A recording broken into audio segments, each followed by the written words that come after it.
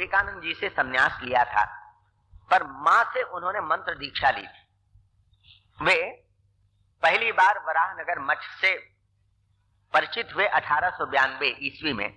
तब उनकी उम्र लगभग 17 साल की थी। तो 1886 में श्री रामकृष्ण महासमाधि में लीन हुए। उस समय उनकी उम्र 11 साल की रही होगी। उनके मन में एक बड़ा दुख यह था, यदि मैं चाहता तो श्री रामकृष्ण के दर्शन कर सकता था। कितने लोगों ने दर्शन किया, मैं भी पास में ही रहता था, मैं भी चाहता तो दर्शन कर सकता था, पर मैं कैसा हूं, कितना अभागा हूं कि जो मैं उनके दर्शन नहीं कर पाया। यह उनके भीतर में भाव सालने वाला भाव बना रहता था। एक दिन उद्बोधन में वे मां के दर्शन के लिए गए। मां को प्रणाम किया। मां तरकारी काट रही थी, पीछे खड़े होकर के बातचीत कर रहे हैं। कहा, मां, मेरे जीवन में एक खेद बना रह गया। क्या खेद बना रह गया बेटे? मां ने पूछा। मां, अगर मैं चाहता तो ठाकुर के दर्शन कर सकता था, पर उन्होंने कुछ ऐसी इच्छा नहीं की मां, इसके लिए मैं अपने को अभागा मानता हूं, बहुत दुख मुझे होता है। दुख किस लिए बाबा? दुख किस लिए बेटे? क्यों? तुम तो ठाकुर को देख ही रहे हो। दुख कहनो बाबा, दुख कहनो मोने या तो दुख कहनो। तुम ही ताके देखचो तो बाबा, तुम उनको देख तो रहे हो। उन्होंने कहा उत्तर में, कहा मां, कहा मैंने देखा, कहा मैं देखता हूं। सचमुच यदि वे इच्छा करते तो मैं उन्हें देख पाता। मेरे जीवन में यह दुख रह ही गया।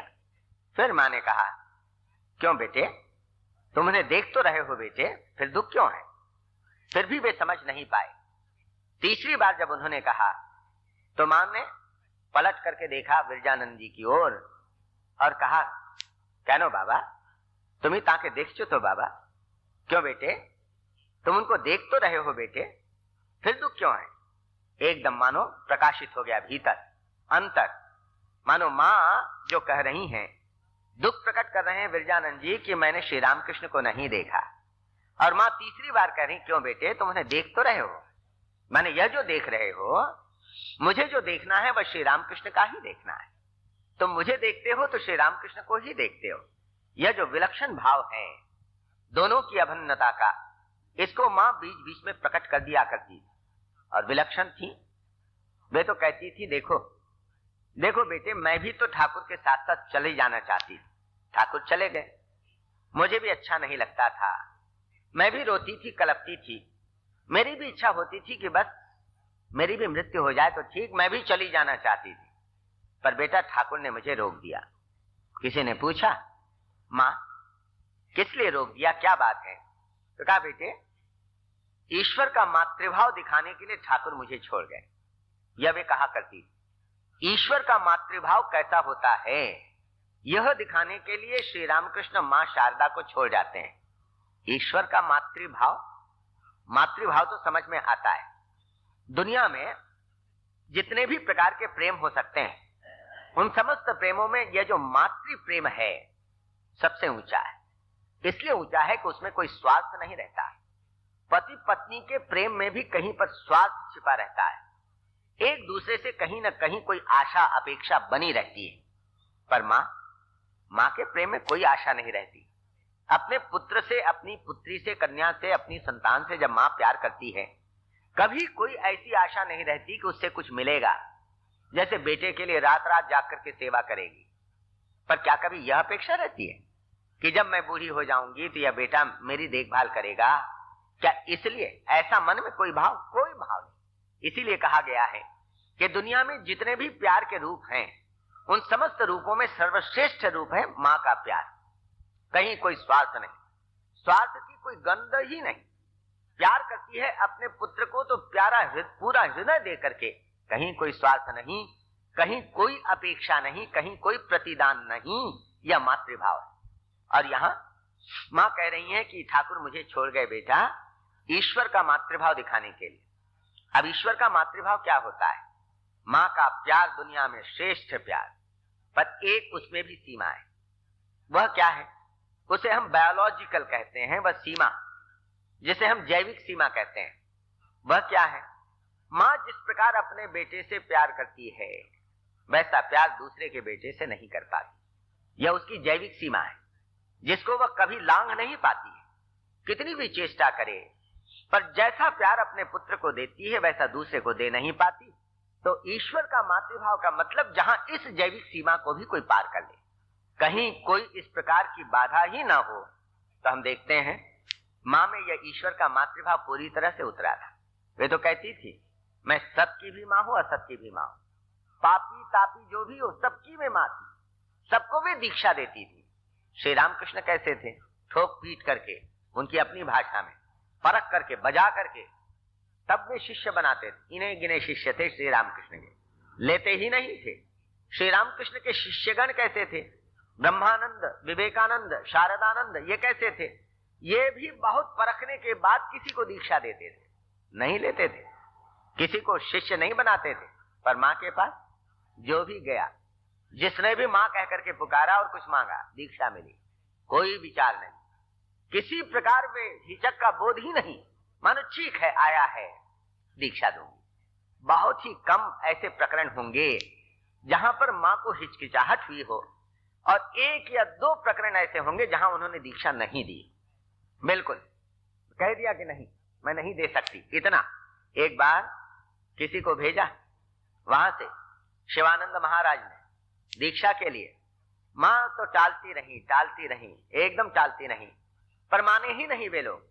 अंत में कैसा भी करके देना तो पड़ा, पर मां ने कहा कि देखो ये सब तारक, ये सब कैसे हैं, कैसे कैसे लोगों को मेरे पास दीक्षा के लिए भेजते हैं, यह भाव। परंतु ठीक है, दे दिया। पहले बरजा चेष्टा तो की, पर अंत में दीक्षा दे दी, कृपा की, यह भाव। और इसका फल क्या होता था? शारीरिक अस्वस्थता के रूप में। एक दिन एक भक्त देख रहा है, जन्मदिन में, ठीक है, बहुत से लोग आए हैं मनाने के लिए, प्रणाम करते हैं, और आए हैं तो तरह तरह की आकांक्षाएं लेकर के, कोई भक्ति की कामना लेकर के तो नहीं आया है अपनी वासना की पूर्ति के लिए, कामना की पूर्ति के लिए। और मां क्या करती हैं? बार बार गंगा जल लेती हैं, दिसंबर का महीना, और अपने दोनों चरणों को पखार रही हैं, धोती हैं बार बार। सेवक ने देखा, कहा मां ठंड लग जाएगी, ऐसा क्यों कर रही हो, बार बार अपने पैरों को आज धो रही हो, पहले कुछ कहती ही नहीं। पर जब बार बार सेवक पूछता रहा, क्या हो गया आज मां तुम्हें, बार बार थोड़ी देर बाद फिर से धोती हो, ठंड लग जाएगी।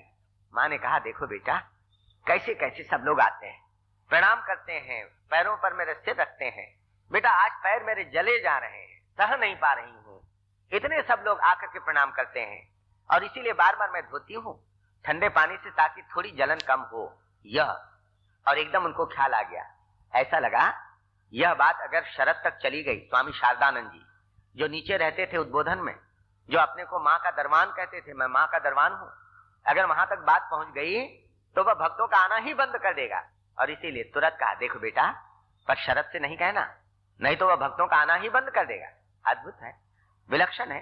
एक और उनको ताप हो रहा है, जाला, मानो उनको जलन हो रही है, सह रही है, अब सहा नहीं जाता कहती हैं, पर दूसरी ओर यह भी कहना वे नहीं भूलती कि बेटा शरद से मत कहना, वह तो लोगों का आना ही बंद कर देगा। मानो वह भी भाव, ठीक है आए, रोग शोक ताप से तप्त लोग आवे ठीक है जुड़ाने के लिए। कितने लोग कहते थे, कई लोगों ने शिकायत की, जैसे महिलाओं ने शिकायत की, माँ तुम्हारे पास वो अमुक अमुक आती है औरत, ठीक उसका चरित्र नहीं है, उसको तो नहीं आने देना चाहिए माँ। और माँ क्या कहती, ठीक है तुम लोग अपने घर में मत आने दो, माँ के पास बेटी कैसे नहीं आएगी, गिर पड़ी है, ठीक है गिर पड़ी है, माँ का कोई बेटा अगर कीचड़ में गिर जाए तो वह क्या फेंक देती है, उठाती है, साफ करती है। यह वे कहा करती थी, और यह वे कहा करती थी तो कहती ही नहीं थी, अपने जीवन के माध्यम से दिखा दिया। कई ऐसी घटनाएं, अमजद की घटना आप पढ़ते हैं, एक बार ऐसी हो गया, अमजद चोर है, डाकू है, कई बार जेल गया है, अपराध करता है। जयराम बाटी में मुसलमानों के कुछ घर हैं, अलग दूर में उनके घर हैं। अमजद माँ का मुंह लगा है, माँ का बहुत प्यार उसको मिलता है, और वह भी ठाकुर के लिए कभी घर में उसके पेड़ हैं अमरूद के, अमरूद ले आता है, ठाकुर के चढ़ा देना, माँ मैं लाया हूं तुम ग्रहण करोगी, और बड़े प्यार से लेती है माँ, ठीक है तुम लाए हो बेटा, जरूर मैं ठाकुर को चढ़ाऊंगी, निवेदित करूंगी। और लोग कहते हैं माँ तुमने इन मुसलमानों के सिर पर चढ़ा दिया, तुम यहाँ पर काम देती हो, और ये लोग सब इसी प्रकार बड़े ही अपराधी लोग हैं।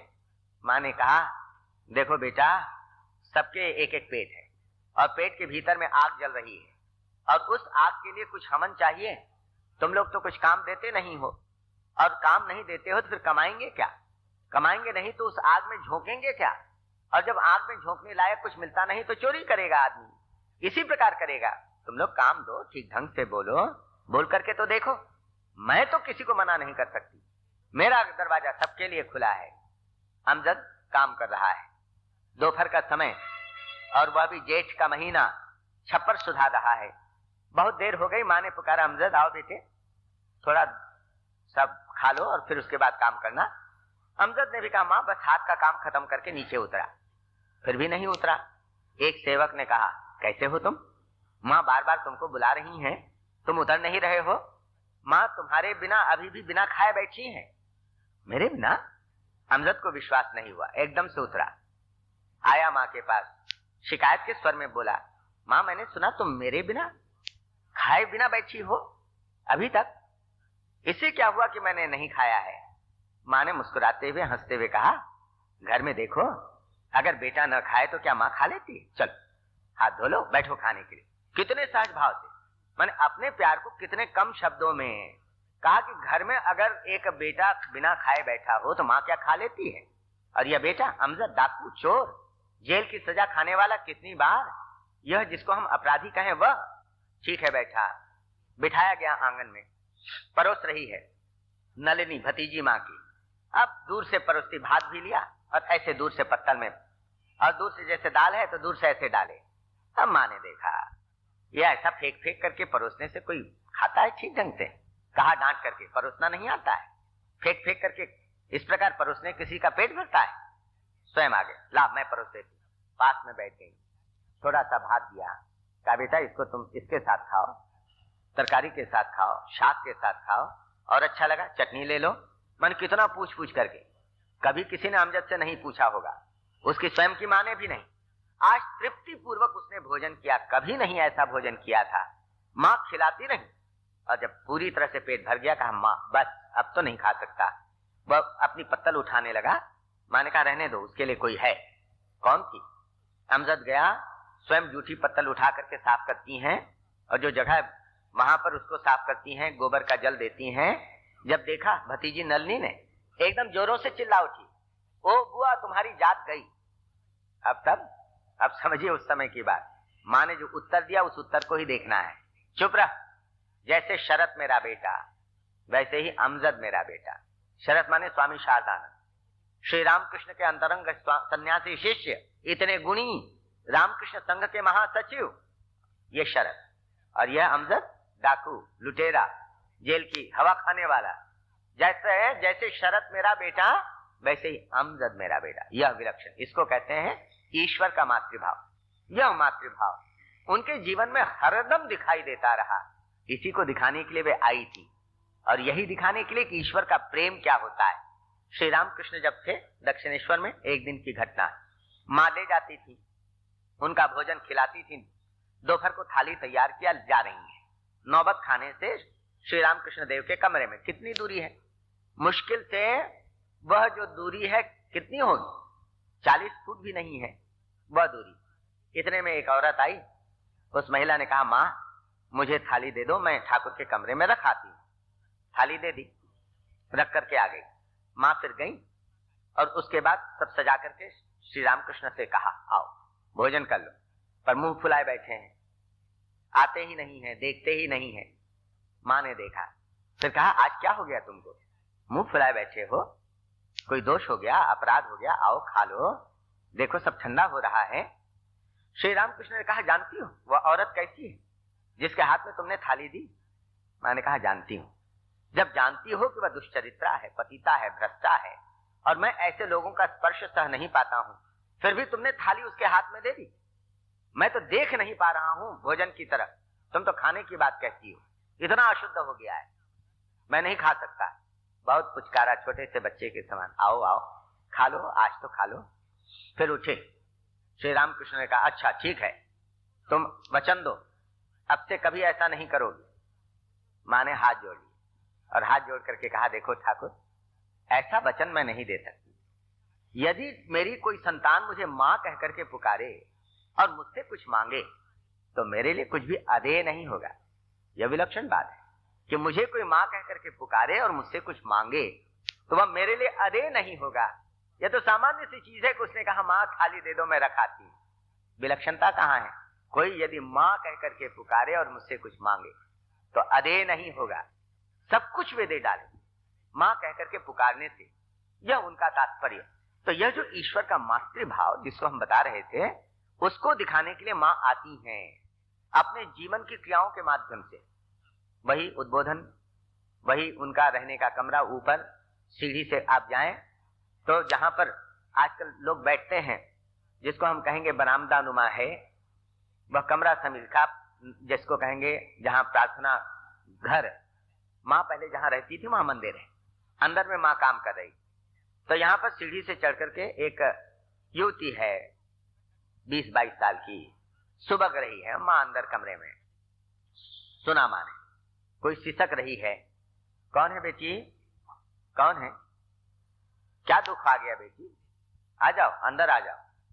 सांत्वना के शब्द मिले तो जो सिसक रही थी जोरों से रोने लगी और कहने लगी माँ तुम मुझे नहीं जानती हो इसीलिए इतना बुला रही हो भीतर, पर जब तुम सुनोगी मेरी कहानी तो जैसे मेरी जन्मदायिनी माँ ने मुझे घर से निकाल दिया तुम भी मुझे यहां से निकल जाने के लिए कहोगे। और यह कहती है और रोती है मैं पतिता हूं, भ्रष्टा हूं। माँ एकदम हाथ का काम छोड़ करके आई और एकदम उस युवती को अपने बाहुपाश में बांध लिया, छाती से लगा लिया और अंदर ले जाने लगी, यह कहते हुए देखो माँ की यदि कोई संतान कीचड़ में गिर करके अपने को तान ले तो माँ क्या उसे त्याग देती है, बल्कि उठाती है, उसको पोंछती है, साफ कर देती है। क्या हुआ बेटी? तुम गिर पड़ी हो, भटक गई हो, पर तुम में यह जो अनुताप हो रहा है, पश्चाताप हो रहा है, ग्लानि हो रही है, इसी से काम बनेगा। आओ, मैं तो तुम्हारी माँ हूं, आओ। और फिर बाद में हम देखते हैं उस युवती का जीवन ही बदल गया। कितनी ऐसी घटनाएं, ये तो कुछ घटनाएं हम रखना है। माने माँ थी तो सबके लिए माँ थी, जैसे सत की माँ असत की माँ, उनके अपने शब्दों में। और केवल मनुष्यों की नहीं, प्राणियों की भी, बिल्ली की भी, तोते की भी। अब बिल्ली घर में है, कहीं न कहीं गंदगी करेगी ही। अब उसका तो स्वभाव होता है दूध पिएगी तो चुरा करके पिएगी, ये तो बिल्ली है। अब खाएगी तो यहीं पर। एक ब्रह्मचारी जो सेवक थे बड़े कुपित थे, डंडा लेकर के घूमते रहते थे बिल्ली को पीटने के लिए। तो माँ कहती देखो बेटा अब यहीं वह पैदा हुई, यहीं वह रहती है, अब बिल्ली का स्वभाव है तो वह तो ऐसी खाएगी बेटे, इसी प्रकार करेगी। एक दिन तो गजब हो गया। माँ कहीं गई थी, इतने में आकर के देखा माँ ने लौट करके कि बिल्ली ने उनका बिस्तरा गंदा कर दिया है। एकदम से उसने कहा, माँ ने कहा और जो लोग थी देखो किसी से कहना नहीं उससे, नहीं तो एकदम बिल्ली को मार ही डालेगा। स्वयं उस कपड़े को ले गई, तालाब साफ किया स्वयं माँ ने एकदम, और तब तक आ गए, सुखा दिया। अब सेवक को पता तो चल ही गया। अब लाठी लेकर के एकदम से आकर के पूछा माँ मुझे कहना था। माँ सब समझ, देखो बेटा पहले से भूमिका बना दे रही, देखो अब देखो बिल्ली यहीं रहती है, यहीं खाती है, तो टट्टी करने के लिए कहीं बाहर थोड़ी जाएगी, यहीं उसने की।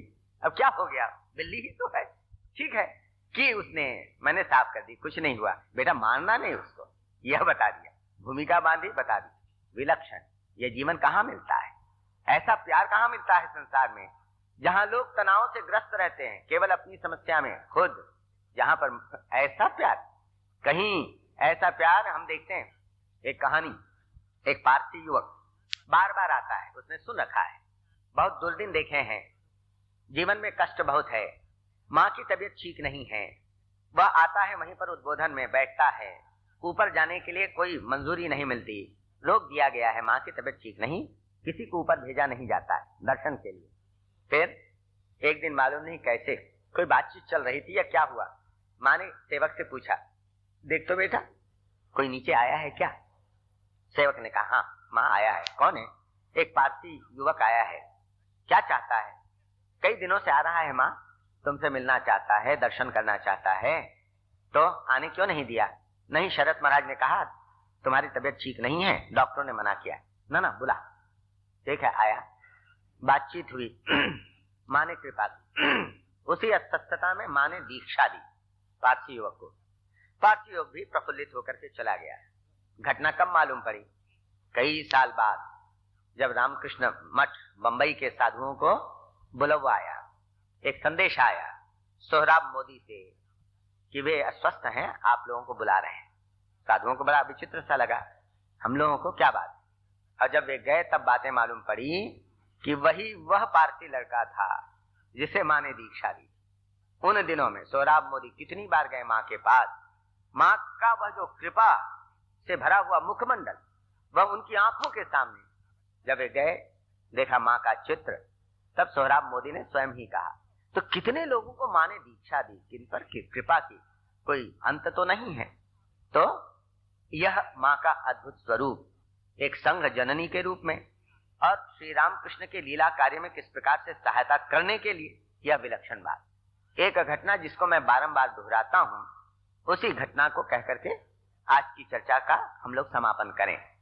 ये इतने लोग माँ को माँ कह करके पुकार रहे हैं, फिर भी माँ की तृप्ति नहीं। कितने बड़े बड़े भक्त हैं, धनी हैं, अमीर हैं, गरीब से गरीब हैं। यहां तक कि जब वे बैठी हैं, हम पढ़ते हैं, वे स्टेशन पर बैठी हैं, अचानक देखती हैं एक कुली आया, विष्णुपुर स्टेशन पर बैठी हैं। एक कुली आता है, चरणों पर गिर पड़ता है, कहता है तुम ही मेरी सीता माई हो। कितनी बार तुम मुझे दर्शन देती रही हो सपने में, मैं खोजता रहा कि कहां है मेरी सपनों की वह देवी सीता माई। आज देखता हूं तुम ही साक्षात वही हो। एकदम चरणों पर गिर पड़ा, रोने लगा, और माँ ने वहीं पर प्लेटफॉर्म पर कपड़े की आड़ लगा करके उसे मंत्र प्रदान किया। ऐसी माँ जिसके मन में कोई पक्षपात, कोई भेदभाव कि यह बड़ा या छोटा, या अमुक जाति का या इस जाति का, नीच से नीच कहे जाने वाले, जिनको हम अछूत कहते हैं, माँ ने तो कभी अछूत नहीं कहा। माँ ने तो अपना लिया। और उस कट्टर समाज को देखिए, बंगाल के, भारत के कट्टर समाज को, आज से लगभग 100 साल पहले के समाज को देखिए, कितना कट्टर समाज। और उस कट्टर समाज में माँ दीक्षा देती है उनको, जिनको हम अछूत कहते हैं। जयराम बाटी में एक लड़का, जिसे अछूत कहेंगे, परिवार का, एक बार मालूम नहीं, डरते डरते, कह तो नहीं पा रहा है, पर आकर के खड़ा होता है माँ के पास, प्रणाम करता है दूर से, और कुछ कहना चाहता है पर कह नहीं पाता। माँ ने कहा, बोल बेटे, कुछ कहना चाहता है तू, बोल, कुछ बोलना है। हिचकते हुए उसने कहा, माँ बहुत इच्छा है तुम्हारी, अगर मुझ पर कृपा हो, यदि कृपा करके दीक्षा दे दो। ठीक है बेटे, ठीक है, ठीक है, ऐसा करना, दे, भोर में आना ताकि कोई देखे मत। अब फिजूल गांव के लोग तरह तरह की बातें कहेंगे, तो बेटा सुबह उठ करके स्नान कर लेना और धुले हुए कपड़े पहन लेना और आना बेटे। और साथ में तू एक आंवला ले आना। आंवला है घर में? कहा है, एक आंवला ले आना। आंवला न हो तो एक हर्रा ले आना।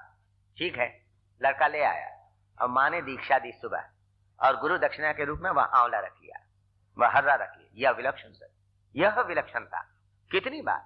अब हम लोग जानते हैं आदिमूलम फोरमैन होकर के रिटायर्ड हुए आंध्र प्रदेश में, और फिर वे थे कर्नाटक के, वहीं वे सेटल हुए। अब वे नहीं है, आज से लगभग 6-7 साल पहले तक वे थे। माँ ने उन पर कृपा की, माँ ने उन्हें दीक्षा दी, और वह भी बंगलोर की बात है। माँ बंगलोर में थी, आश्रम में।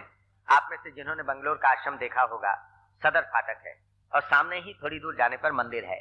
मंदिर में वह प्रार्थना घर है, प्रार्थना हॉल, उसके बाद जिसे हम कहते हैं गर्भगृह।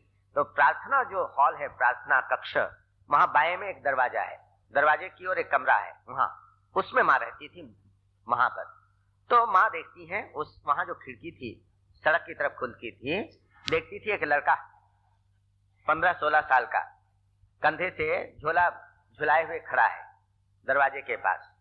सुबह भी आता है, शाम को भी आता है, और खड़ा रहता है। देखा, सेवक से पूछा, कौन है बेटा, देख तो।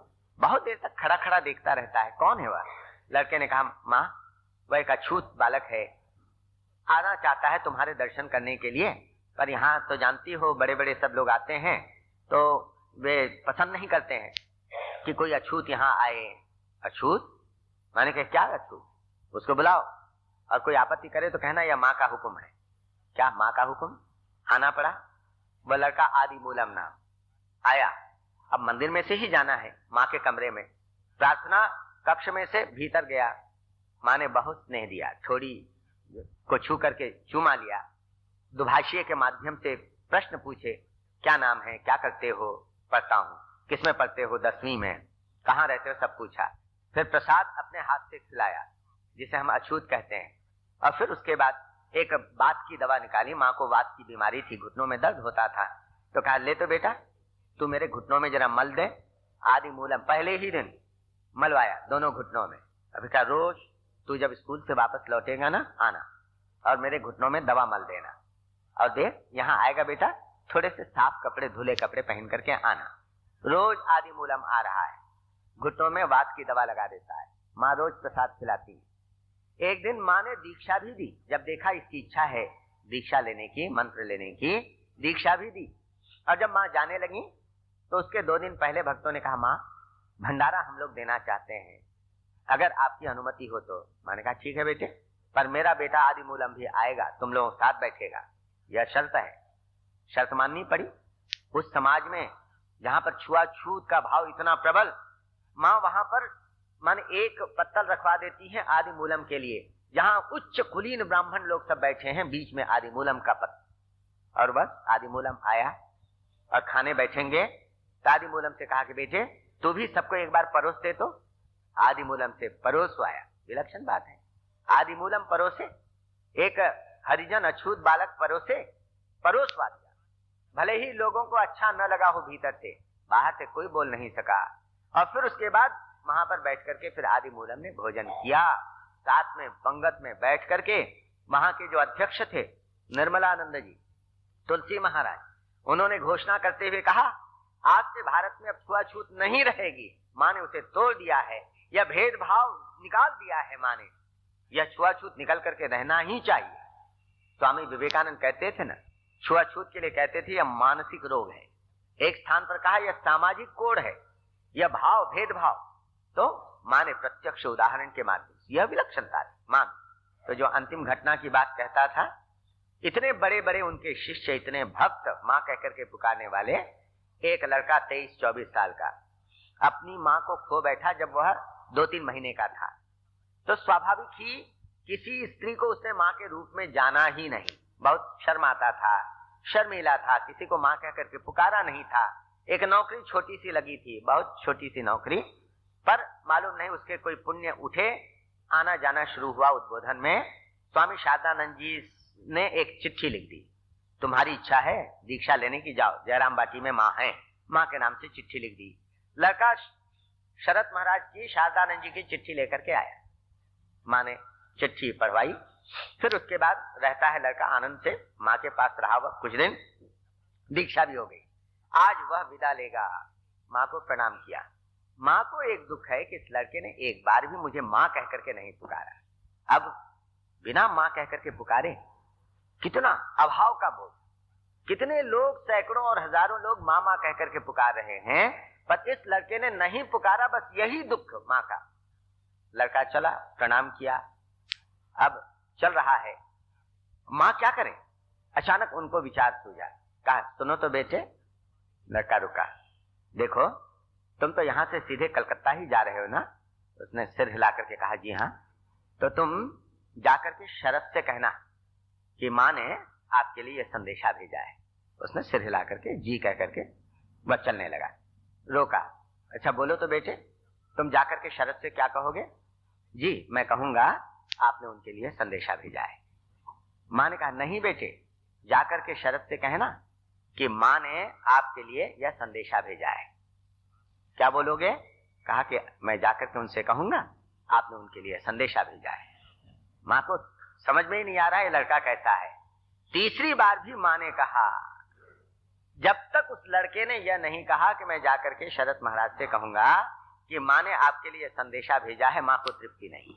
यह लड़का सामान माँ सुनने के लिए आतुर हैं कि कोई माँ कह करके पुकारे। बस वही जो कहा कि यदि कोई माँ कह करके पुकारे तो ऐसी कोई अदे नहीं है चीज, यह माँ की बात।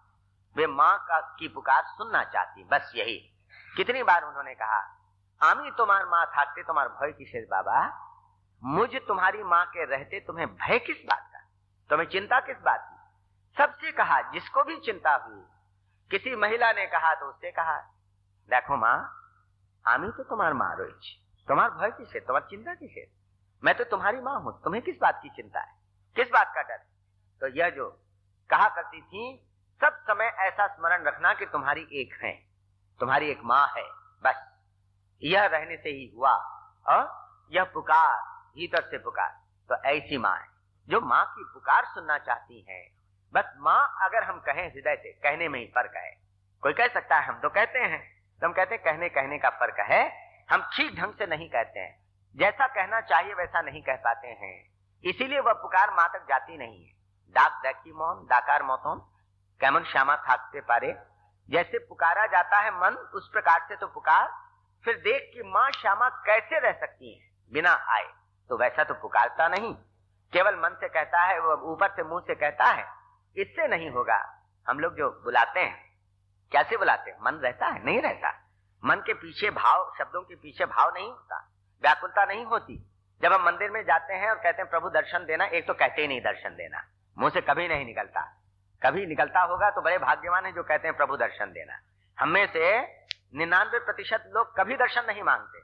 श्री रामकृष्ण कहा करते थे ना, कौन चाहता है रे भगवान को, किसी ने कहा क्या भगवान मिलते हैं, हम भी देख सकते हैं, कहते जरूर दिखते हैं, पर कौन भगवान को चाहता है, सब भगवान से चाहते हैं, भगवान को कोई नहीं चाहता है। यह वे कहा करते थे, हम भगवान से ही चाहते हैं। किसने कहा है जाकर के मंदिर में कि हम तुमको चाहते हैं, हम यही कहते हैं हम तुमसे चाहते हैं। क्या चाहते हैं, सब एक फेरिस लंबी सूची जिसका कोई अंत नहीं है, ये सब हम चाहते हैं, पर कभी किसी ने भगवान को चाहा है।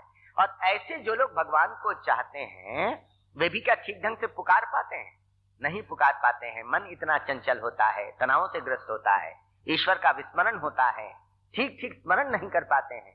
तो इसीलिए कहा कि जो ठीक ढंग से पुकारने के समान पुकार करके तो देख मन, एक बार पुकार, श्यामा माँ कैसे रह सकती हैं। लोग तो कहते हैं प्रभु दर्शन दो, ये तो वैसी है जैसे हम आरती करते हैं ना, यहाँ पर वो एक आरती है, जय जगदीश हरे, जय जगदीश हरे, स्वामी जय जगदीश हरे, भगत जनों के संकट छिन में दूर करे। वहां पर हम कहते हैं सब कुछ तो तेरा है, तेरा तुझको अर्पण, क्या लागे मेरा। शब्द ही तो है, भाव तो नहीं है। क्या सचमुच हम समझते हैं कि भगवान का है? मिथ्या बात, यह हमारे भीतर का मिथ्यापन, खोखलापन हम कह रहे हैं, माने यह हमारा अभ्यास है, कह रहे हैं आरती करनी है, तेरा तुझको अर्पण, पर हमें मालूम है कि मेरा है, भगवान का नहीं है। यह हम भीतर में खूब जानते हैं, यह हमारी स्थिति है। इसीलिए यह जो कहा गया है श्री रामकृष्ण के द्वारा, माँ जो कहती हैं कि तुम ही जान बे, बस माँ को पुकारो, माँ की पुकार या माँ के लिए पुकार भीतर से उठे, तो माँ तो आने के लिए प्रस्तुत है, पर पुकारने के समान पुकार करके देख, यह कहना है। तो आज के इस पावन अवसर पर जब माँ के जीवन के इन प्रसंगों की हमने चर्चा की, इसीलिए इसके माध्यम से कुछ समय के लिए हमारे भीतर में भाव पैदा होता है, मन भावसिक्त होता है, रससिक्त होता है, और रससिक्त होने से प्रभु का स्मरण होता है इन घटनाओं के माध्यम से। क्योंकि हम भी समस्याग्रस्त हैं, हमें भी चाहिए वह माँ का स्नेह। तो कैसे हम प्राप्त कर सकते हैं माँ का स्नेह? तो हर समय उनकी तरफ से कोई अटक नहीं है, अटक हमारी तरफ से है, हमारा मन बाधक, हमारा सोचने का ढंग बाधक। तो हम आज इस अवसर पर प्रभु उनके चरणों में, माँ के चरणों में यही प्रार्थना करें कि तुम ही हृदय ठीक कर दो, पुकारने में समर्थ बना दो, कि हम तुम्हें ठीक ढंग से पुकार सकें। जिस पुकार को सुनकर के तुम हमारे हृदय में उतरो, ऐसी पुकार हमारे मुख से निकले, हमारे हृदय से निकले। तो इन शब्दों के साथ और यह प्रार्थना करते हुए कि माँ हम सबका मंगल करें, आज की वाणी को यहीं पर विश्राम देते हैं। जननीं शारदां देवीं रामकृष्णं जगद्गुरुं पादपद्मे तयोः श्रित्वा प्रणमामि मुहुर्मुहुः।